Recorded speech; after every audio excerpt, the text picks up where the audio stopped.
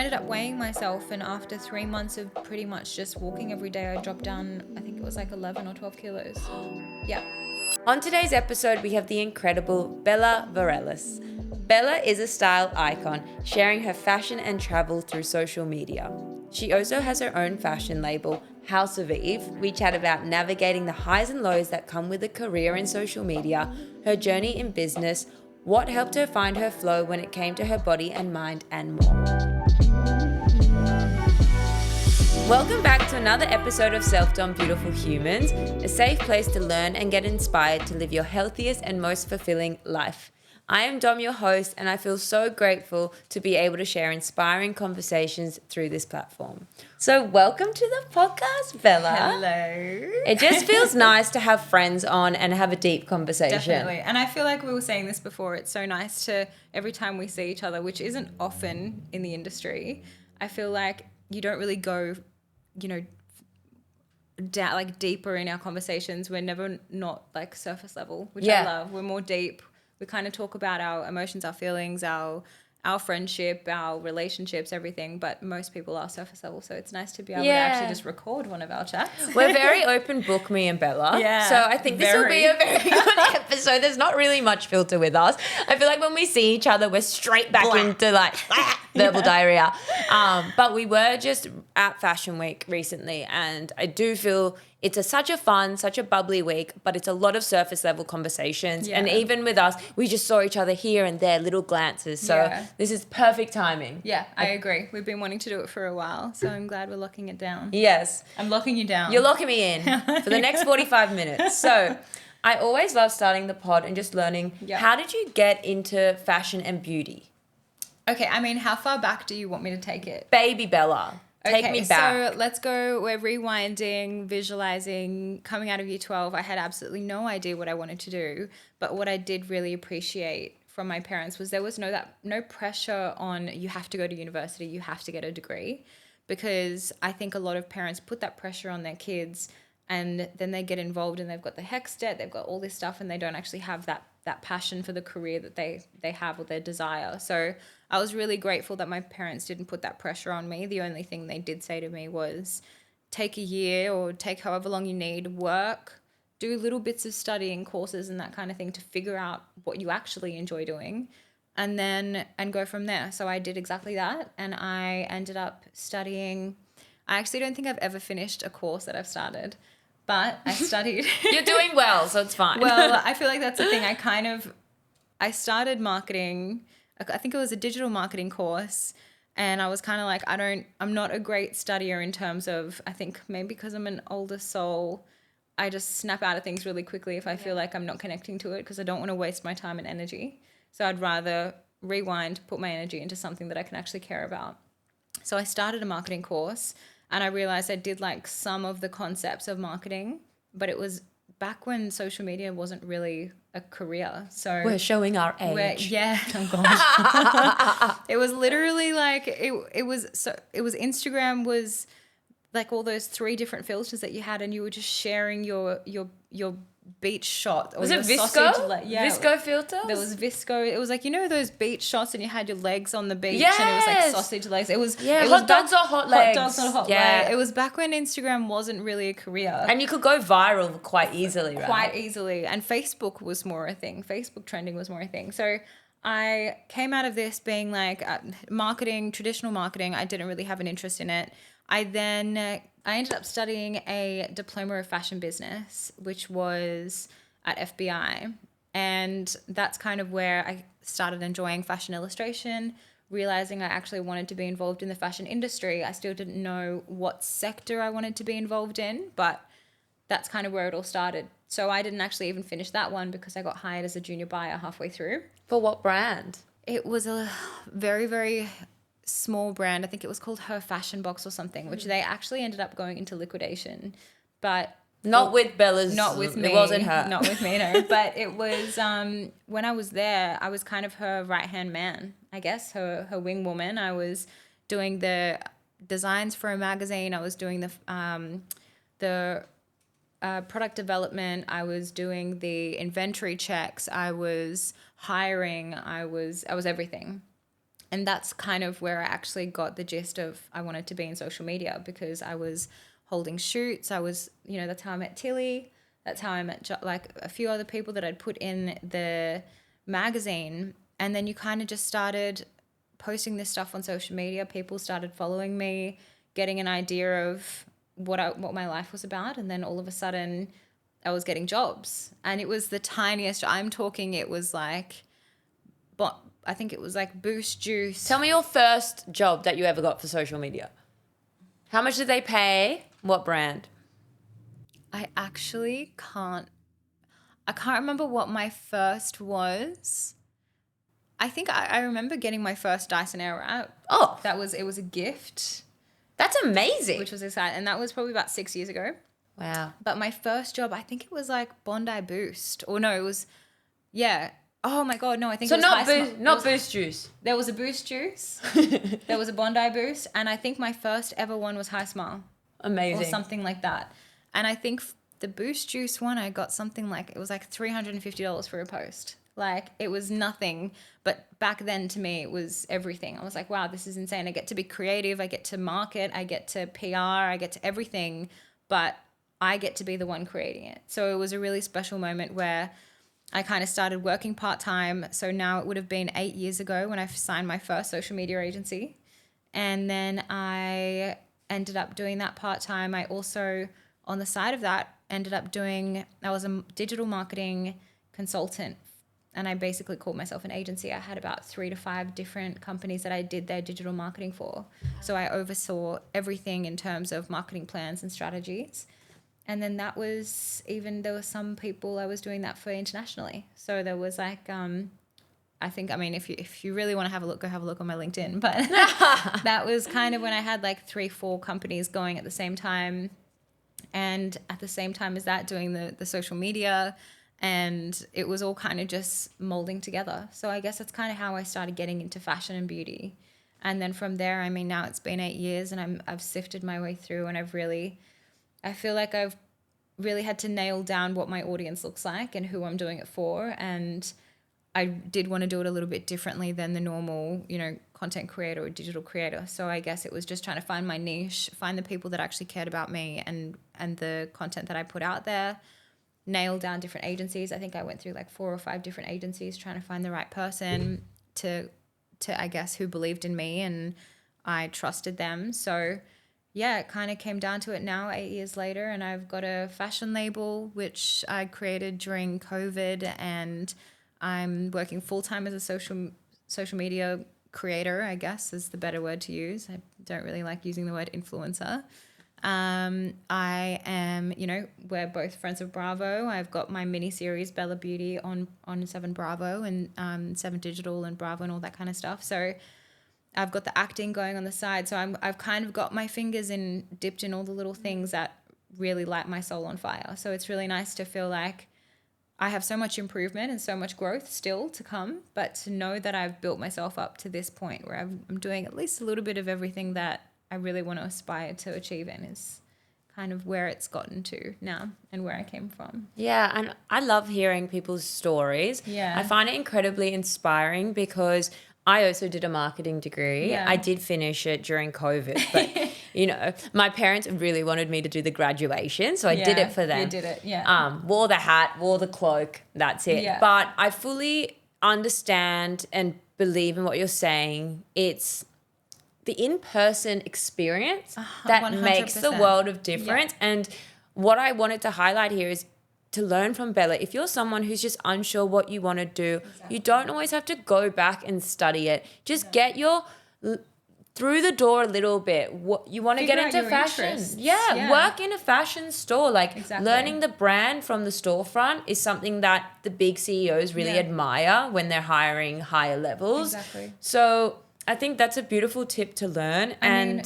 In saying that as well, I don't think people, and I don't know if this is a thing with younger kids these days or anything, but I went through 4 different internships. I interned at 3 different magazines. I was a junior buyer. I think that at one point I was a junior buyer and assistant buyer at 3 or 4 different places. You actually have to put yourself out there and try. Not everything comes easily, and I feel like people think that they can just go out there and get it done, or they just want the quick fix. Yeah. nothing is a quick fix. You actually need to work hard for what you want. And I think people just think it happens, and it's important for people to realize that if you want something, yeah, I mean, you can manifest it and you can put your intention out there, but if you don't actually stick the key in the ignition and turn the car on, it's not going to go anywhere. Yeah. So I think it's important for people to not be like, oh yeah, she's a social media influencer, or she's this, or she's gotten it from here or there. Well, yeah, but I'm the one putting in the 12 hours a day to make sure that I actually have this career. Yeah. I'm the one that studied for it. You're the one that studied for your career. We had to go through all of this in order to become the people we are today. So yeah, I think agree. It's important for people to know that. Yeah, and it's given longevity in the career as well. A lot of people, we did mention before, social media was so different back in the day. Yeah. I remember I was working at Glassons and I put a photo up. My mom took a photo outside my house, our family home, put on Instagram, at my lunch break, checked, it had gone viral. Yeah. And that's just how it was, right? But it's such a different space now that if you want longevity in your career, you have to be like Bella, and what she said, know your audience. Yeah. What she said, trying acting, having her brand. Yeah. People look up to her as an inspiration, and I think it's really important that, people understand, because they do look up to people in social media space, and I think a lot of people think it comes so easily. So it's so nice to hear the work that goes in behind the scenes. Exactly. And it's also, I mean, I think someone said to me once, I mean, oh, how hard is it taking a photo? And I was like, but it's not the photo.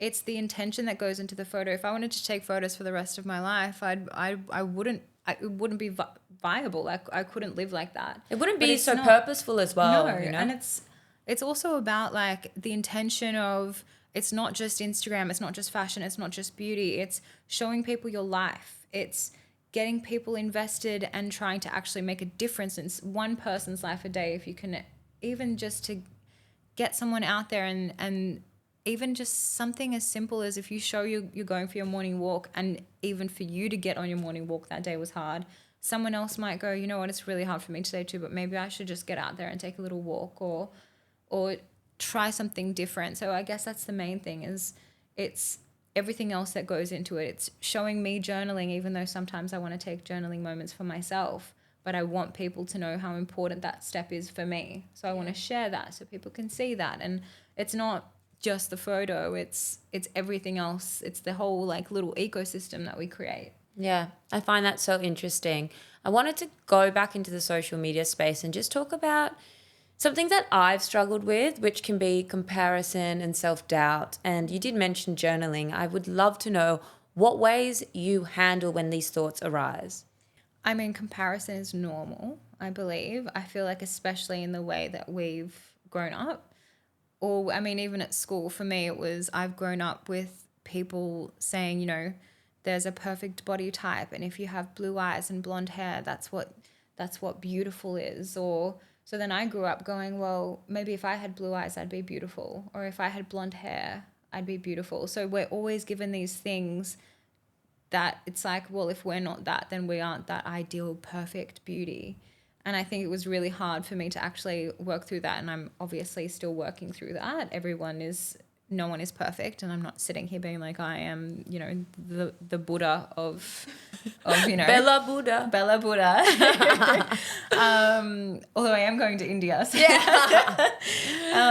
But yeah, it's just, for me, it was like one little thing at a time, where it's like, putting things into perspective. It's not about what's perfect and what's not. It's what about someone else doesn't have and what you have. It's actually about you and how you feel and how you value yourself and your self-worth, and being able to get to know yourself, so that in the big scheme of things, if someone does make you question yourself or your self-worth, or makes you question your integrity or anything like that, you can kind of look inwards and say, but I know that's not me.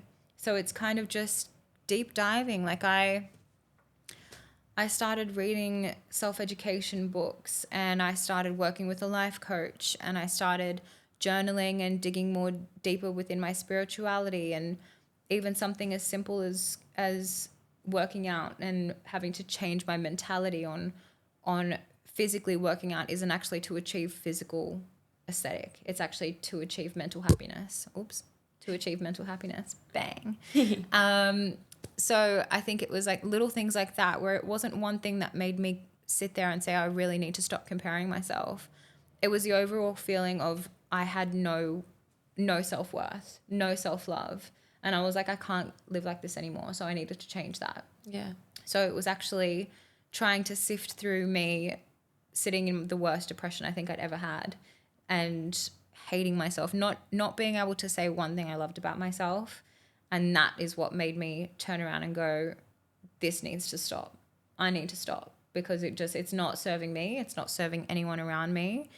And I needed to change my mindset. Yeah, and I think that's a really good place to start. If you're self-aware and that you see yourself comparing yourself a lot, it's not just that. No. It's your whole ego that you need to be Exactly. working on. Yeah.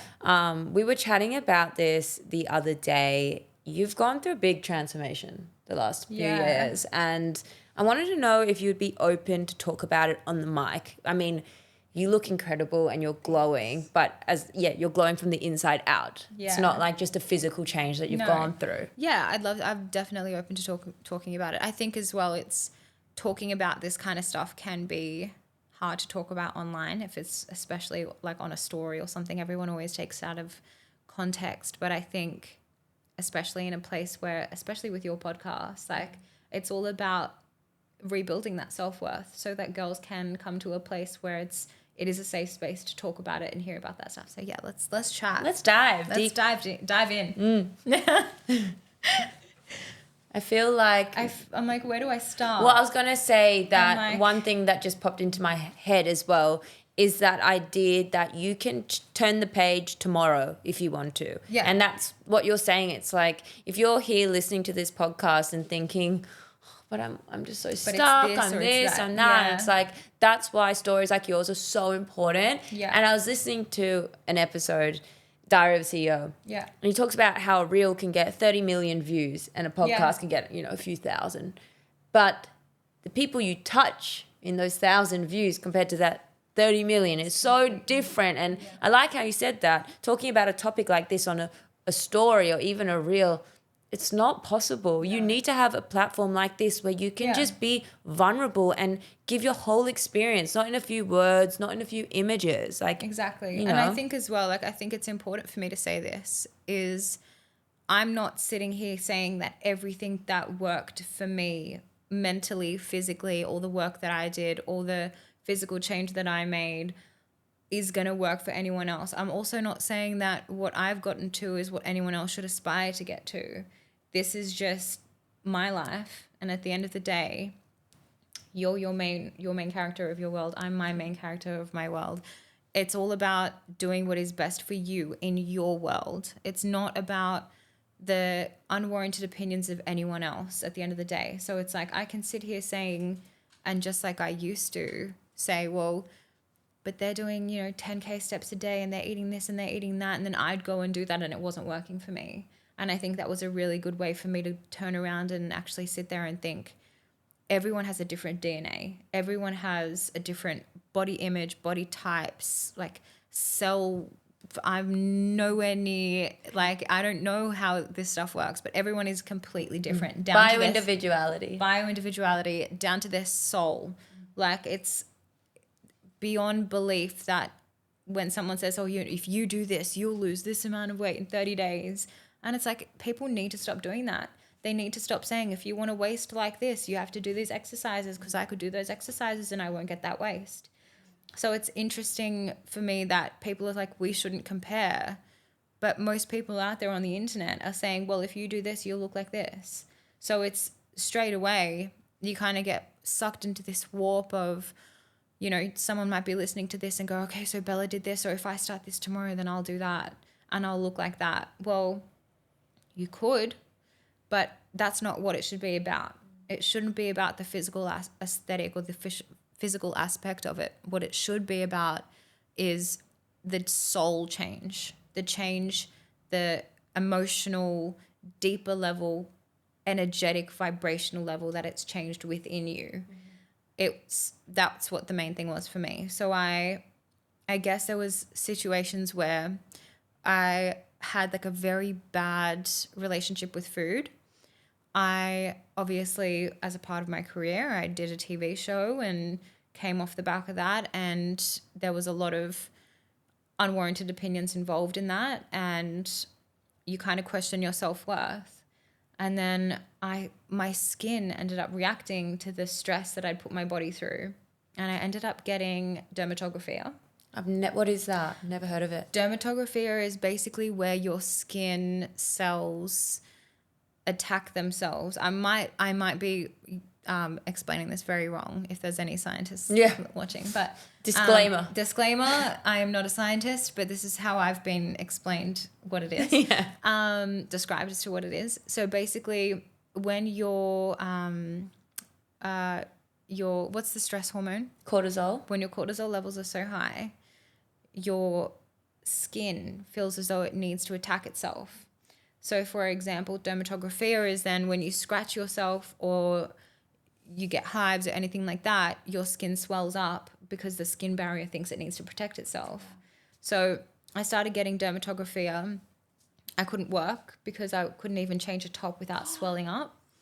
Couldn't look in the mirror, say one thing I liked about myself. Like I said before, I got told to be put on antidepressants. I didn't tell any of my family members because, we had a family member unfortunately pass away and he committed suicide. So I'm so sorry. It was one of those things where it was a sensitive topic. I didn't want to tell anyone. I didn't want anyone to worry about me. And then there was only one other person that knew about it. And the only reason I went on the antidepressants is because the skin problem was causing me so much more stress and like severe emotional, I was so distraught that I ended up, they thought if they put me on antidepressants, it would lower my cortisol levels. My skin problem would disappear. But then going on the antidepressants actually made me want to physically harm myself. Wow. And it didn't take me until, I think I was on it for like 2 months, and I was having a conversation with my dad. And he said something along the lines of like, oh, that's pretty much what happened to me. Like my life was in fast forward during that whole time that I went on antidepressants. So it took me actually going on the antidepressants to go, I'm not clinically depressed. And although there are some people out there that are clinically depressed, they need antidepressants in order to help them. I was talking to my life coach, Giorgio Janis, he was actually clinically depressed, and he got himself out of his depression without antidepressants. It was all mental shifts. So he worked through that. He worked through my skin condition. He worked through my self-worth, my self-values. He worked through everything with me in order to notice that in every single moment, every single aspect of your life has a yin and a yang. In every bad moment of your life, there is positive. So it was really important for me to go through that with him. And I'm grateful for every single thing that's happened. I'm grateful for my depression. I'm grateful for going on the antidepressants. I'm grateful for my skin disease. I'm grateful for going through a breakup back then that made me realize I needed to focus on myself and build a foundation for myself. Like it was all of these little things where in the moment we feel like they are so detrimental to us, but they had to happen in order for me to get to where we are now. And I say we because it's me, myself, and I. Yeah. So it's interesting how in the moment you're going, this feels horrible, but I had to change my narrative around eating. I had to change my narrative around how I was talking to myself. I had to change my narrative on who I am and what I do.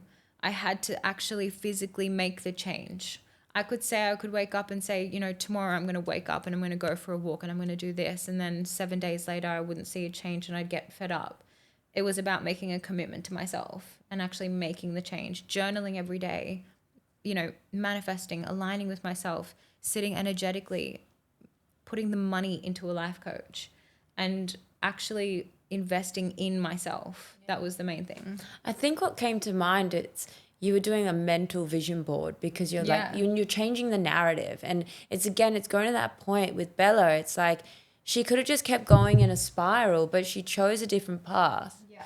And I love this yin and yang analogy because there's always a silver lining to everything. Everything. We've both gone through a lot of hard shit in our life, and I truly believe there is silver lining, and it's a pebble stone to get where you are. Exactly. And now you look back and you think you couldn't have gotten to where you are without those learnings. Exactly. And every person who was sat in the self-dom chair as a guest, they had to hit rock bottom in order to yeah. in order to soar, in order to Yeah. flourish. And it's this common theme with every single guest that comes on the podcast. So yeah, I mean, I'm getting quite emotional with you talking because, you know, seeing that growth, and we were sitting at Raw Bar, I remember. Oh my It was God, like I was you in were in a mess. such and a bad place. to see where you are now, and, you know, I love because I said you've had quite a transformation physically and mentally, and you didn't come on here and go, oh, my body's changed, this and that. You've started with the mental. Yeah. And it starts with the mental change. And Exactly. I'm sure the physical was just a natural It just happened. change. And I think the thing is as well is that I was kind of not raised, sorry. I was never really around a happy marriage ever in my life. So when I got into a relationship throughout my whole life, what my view is because I've only ever experienced failed relationships, my thing was I don't ever want a relationship to fail. So I believe if you love someone, you stick it out. If you really love someone and they love you too, you stick it out. But then what that ended up meaning was there was a few relationships there that I stuck it out for that were really toxic and mentally draining and had a really bad impact on me. I had people telling me that it's laughable if I thought that anyone would ever love me. So it's things like that, or saying that I don't have a womanly body or this or that when I was 20 years old, and thinking that these people their opinion matters because you think you love them so much. So it's like having aspects like that when you're growing up, and then thinking still in your mind, this person who I love so much has said these hurtful things to me, but I still love them, and I don't want them to think I'm going to abandon them when they're the ones hurting you.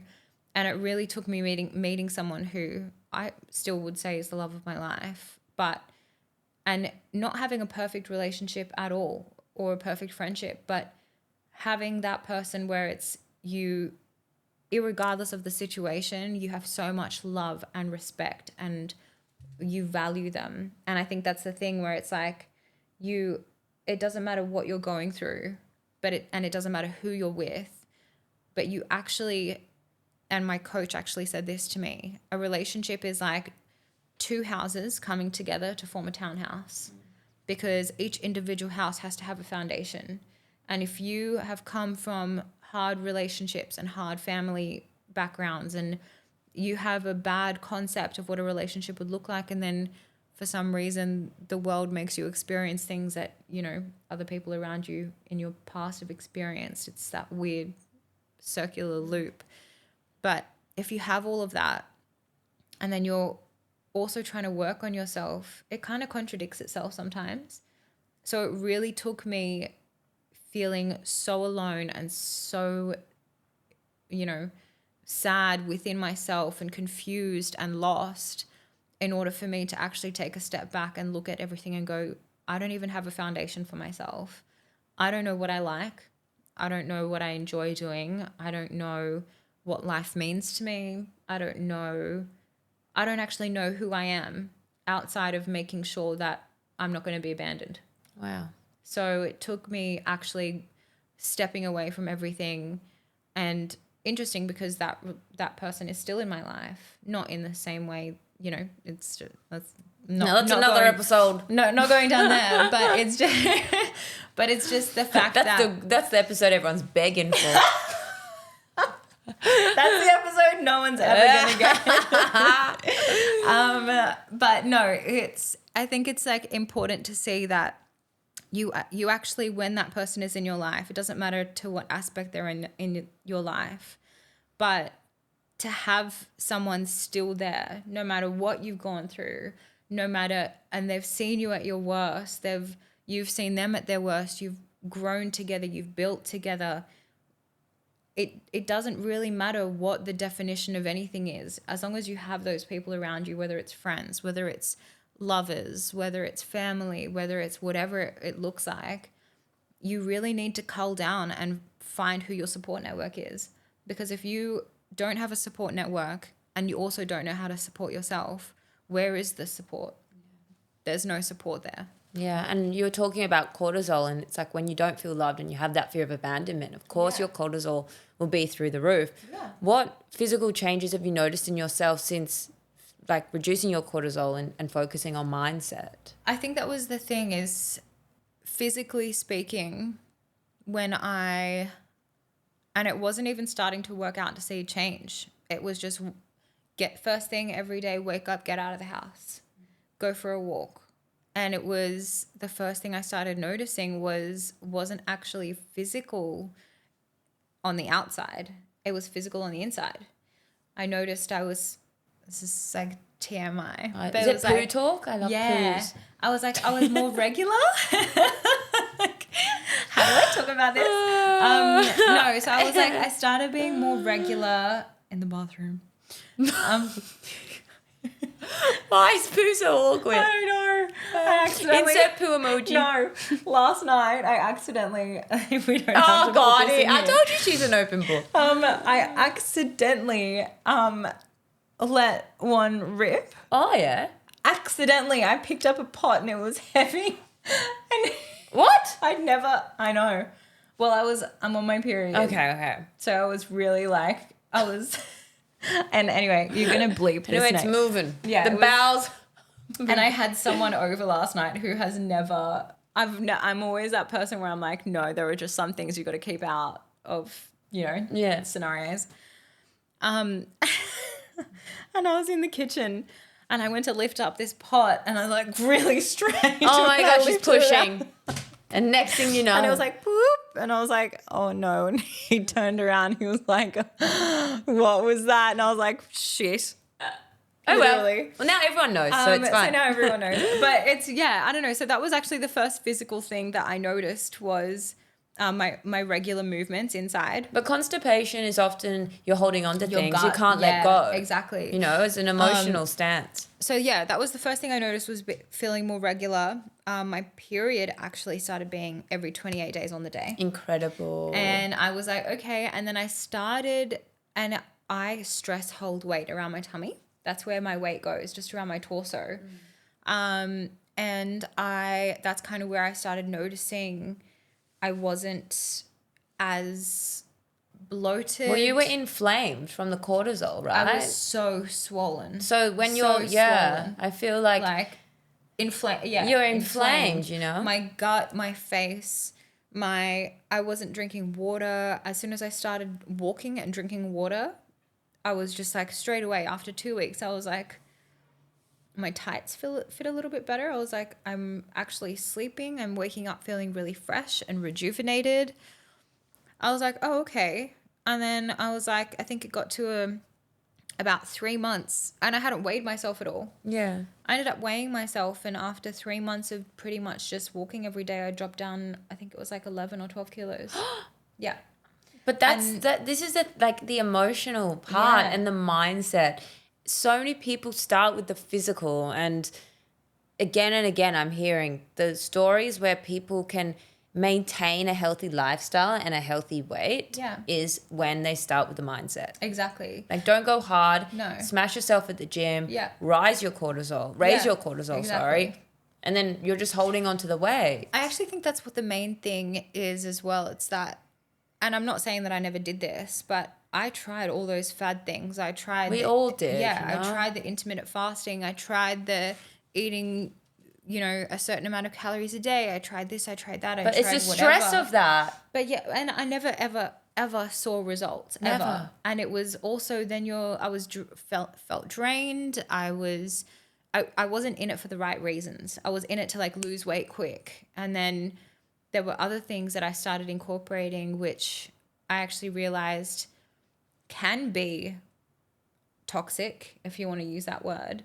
But I started counting my calories after 3 months of just walking, and like, I guess I was eating, but I wasn't taking notice of what I was eating. Yeah. I realized I wanted to kind of make sure that I was getting enough protein in every meal, and I wasn't overeating carbs because I love carbs and most of what I eat is carbs. So I Well, was like, you're Italian, right? no, I'm Greek. Oh, you're Greek, but Yeah, still. Same. Yeah. Same. I feel like that's just like I'm It's just picturing my the nature. Greek food. Yeah. It's just like I love carbs. I love She carbs loves so them. I love them. I mean, and that's the thing. It's not about restricting yourself. It's No. just understanding what to have at certain times of the day. And so that I guess that's why I actually started counting my calories, because I was like, okay, I realized that I can still have my carbs, but as long as I'm getting that, 150 grams of protein in that meal as well, or a certain amount of protein in the day, or I'm not wanting to,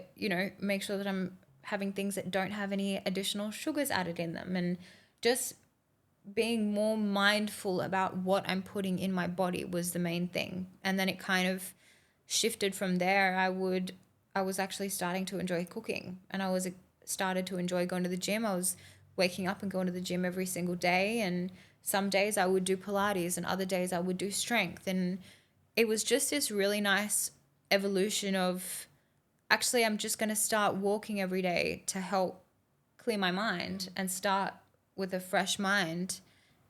it's the reasoning, Yeah, it kind of just naturally shifted, which Yeah, is really and nice. that's what I love. It's like you woke up to go to Pilates to feel good. You went for a Exactly. walk to clear your mind. Exactly. You didn't put an alarm on at 5 a.m. to go to the gym and Yeah. get told what to do and hate it. Yeah, And exactly. it's working out what works for you. Yeah. And I feel like you're really in that era, and it's so nice to see the transition. And you know what? 2 years isn't that long of a time for the amount of change No. that's happened. Yeah. And I think that is an incredibly inspiring message. Yeah. To see in 3 months the change. Exactly. If you just can rewire yourself to view your body and mind as one. As one. I agree. And I think as well, making sure not to, don't try to change your physical aesthetic based on what you see. Change your mindset and eat intuitively. Try not to force yourself to eat certain things or force yourself into a situation that is actually making you emotionally and mentally unhappy. Give your body what it wants. If it feels like a steak, have a steak. If it feels like pasta, have a pasta. Just eat intuitively. Be intuitive. I think as well, education is huge. Exactly. And knowledge is power. And if you're someone who is wanting to feel your best, learning about your gut microbiome, learning Yeah. about ways to reduce stress, there's so much information on the Self-Done Pod, but Yeah. also all over the internet to learn these things. And I know it can be super overwhelming because there's almost too much information, but Yeah. if you follow like these key naturopaths, nutritionists who you trust, learn, spend that time listening in the morning, put yourself in a good mindset, Yeah. and really the change will happen naturally without overthinking it. Exactly. I agree. And I think as well, I think one thing that would be really important to do is journal how you actually feel. Because I think we all get so overwhelmed in, oh, but it's the size of my waist, or it's the size of this, or it's that extra 3 kilos, or it's this or that.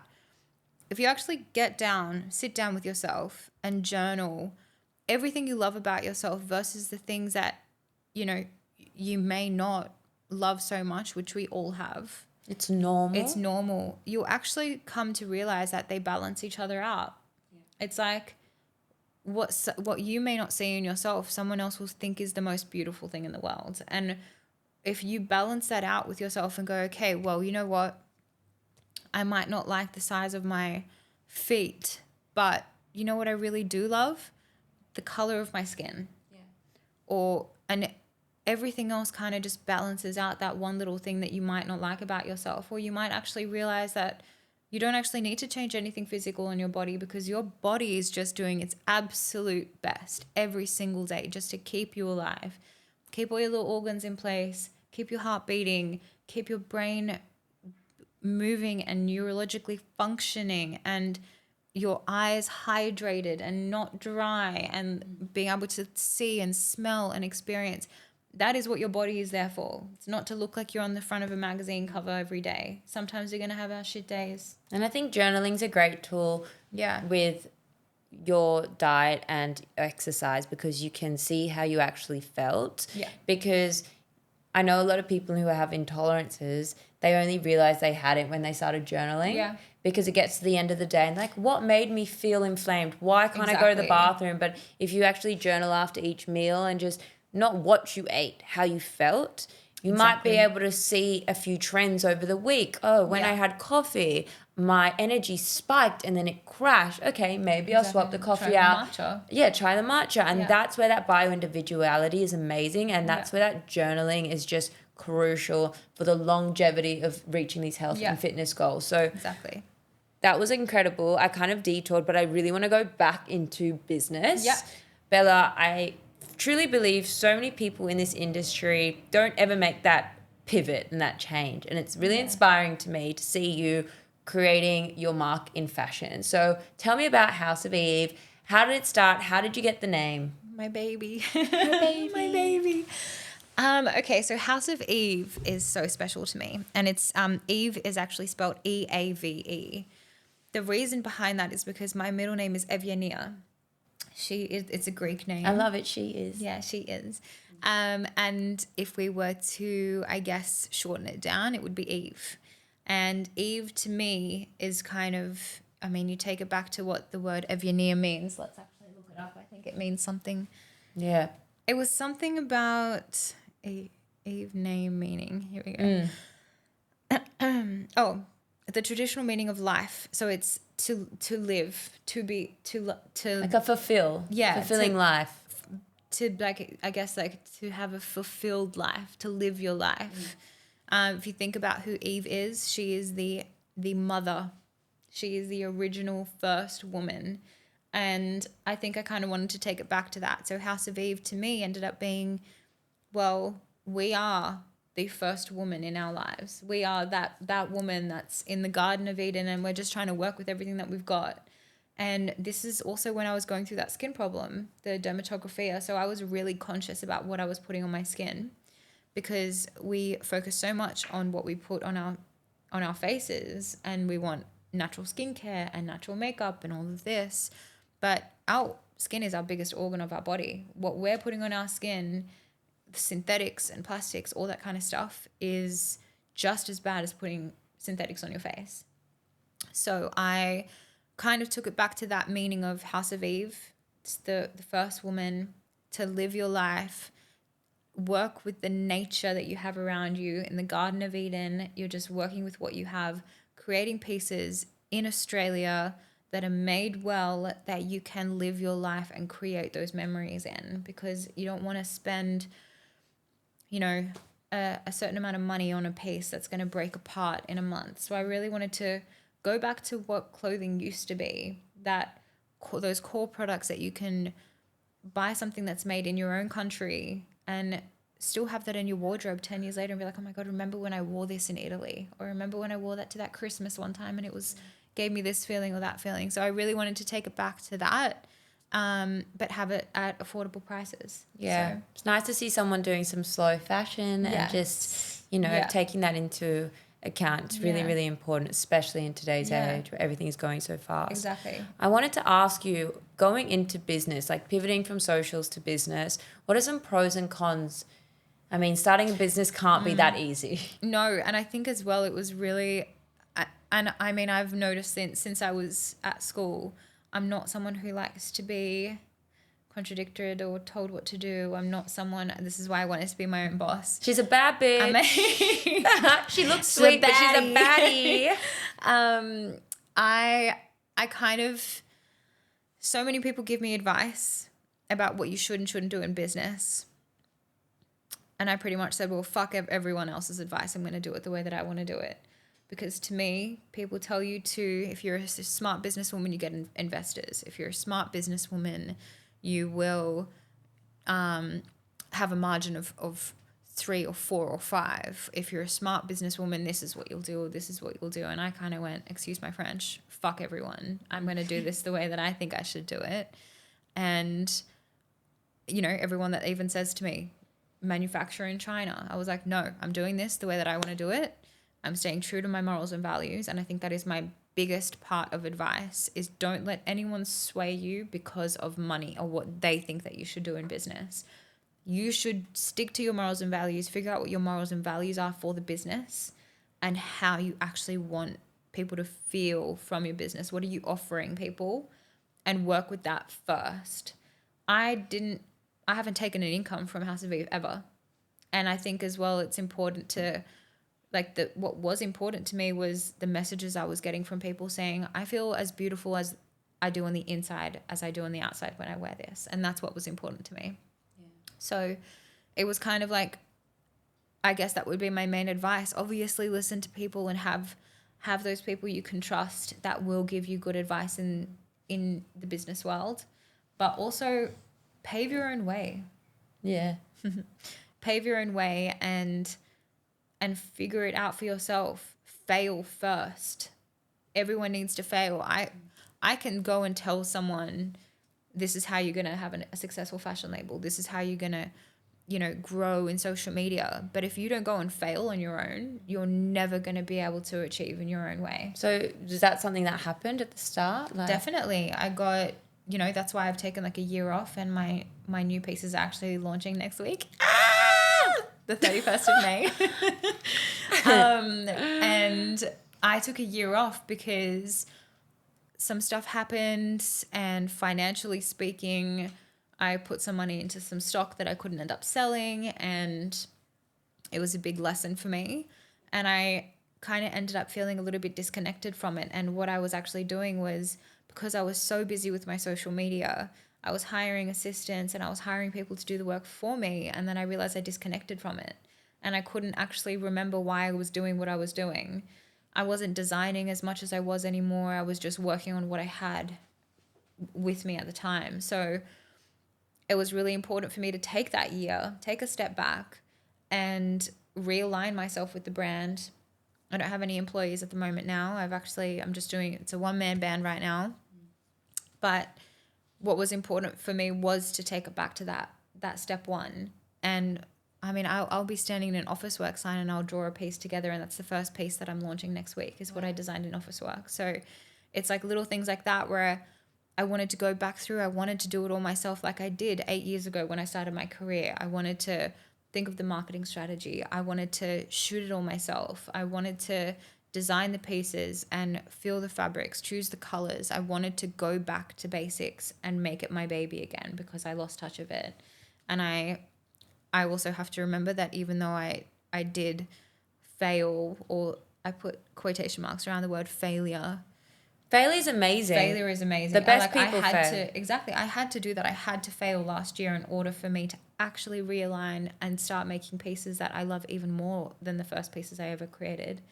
And I'm scared. Of course I'm scared because I'm investing all my own money into this. But for me, it's about actually seeing it come to life again. So I'm really, really excited for that. And the feedback's been amazing. So yeah, I guess that would be my two biggest bits of advice would be fail so that you can raise yourself up again and learn from your mistakes. And the second one is to pave your own way, build your own success, and listen to the opinions of people who have been there, but take it with a grain of salt and stick to your own morals and values.